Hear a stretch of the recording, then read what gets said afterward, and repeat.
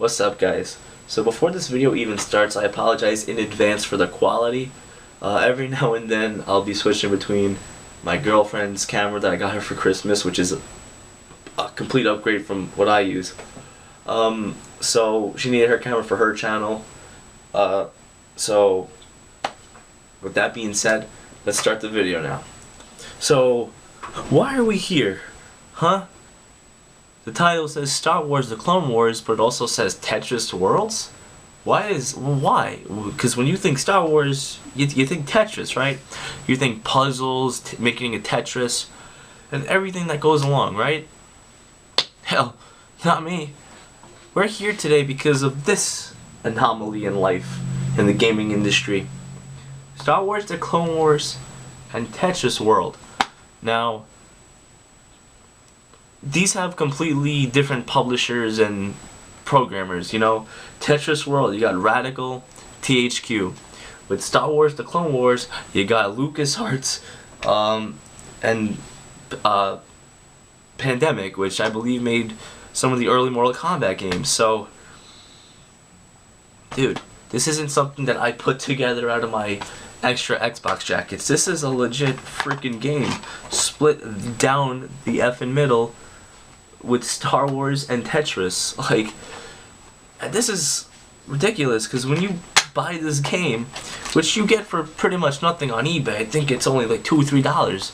I'll leave a link down below, but you know, you got both manuals that come with it, which is good. But yo, Tetris World was for a ton of platforms. It was for GameCube, PS2, Game Boy Advance, and PC. So, you know, plus you got two completely different genres. You got puzzle, then you got shooting.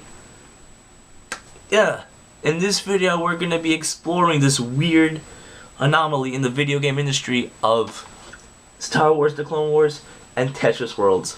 Let's get started. What's up, people of YouTube? Justin Tannenbaum here, and this is Microsoft Tech Support. Just another day in the world we live. Obviously, since it's gonna be Star Wars and Tetris, and then we got this weird demo, I guess. We'll look at that later, but right now we're just gonna jump into Star Wars The Clone Wars. Anytime you select a game, it jumps right back to the Xbox loading splash screen, which I find hilarious. You don't see that on other types of bundled games. And then we got the logos here, and then we get to choose a name. So I picked something a little easy, ass, or a little bit more British, arse.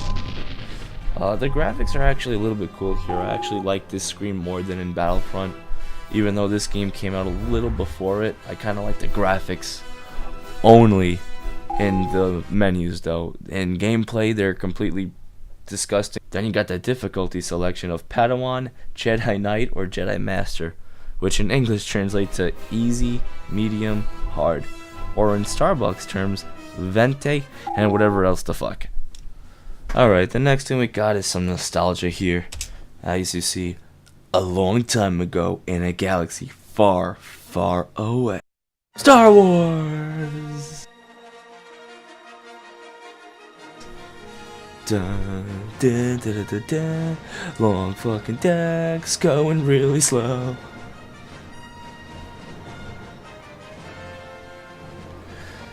And then after all this bullshit, we're left with a cutscene.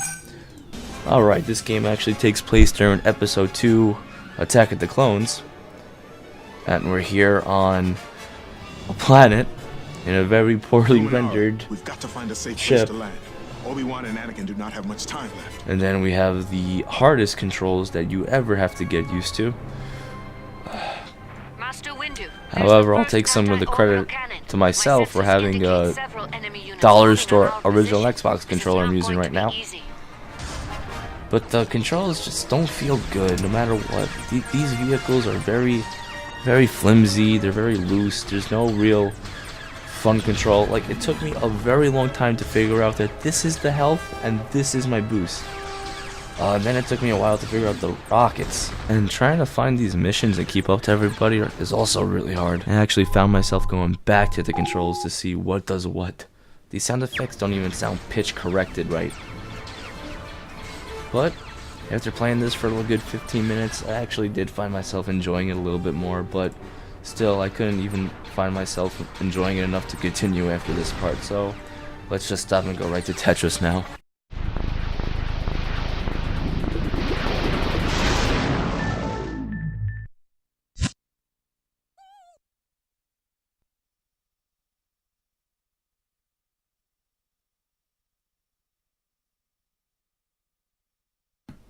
So, yeah, this is Tetris. Um, it's pretty much just Tetris with a storyline. However, if you have a previous game that you already started, it won't play the opening cutscene. I can't believe I'm saying Tetris has cutscenes. But anyway, as you can see, since I already played this, it just loads up right to the first Tetris game. So I actually had to go into my Xbox memory to delete the file I had to start over, and then we see this cute cutscene that I'll let play for a second. Fellow citizens, we are facing the ultimate crisis. Of the 50 billion stars in our galaxy, less than 1 million have planets that could support life as we know it. And Hadar, our sun, has grown old. Tetrions have been detected on other planets in our galaxy. Your mission is to open the Tetrions on the other side so that we can evacuate safely.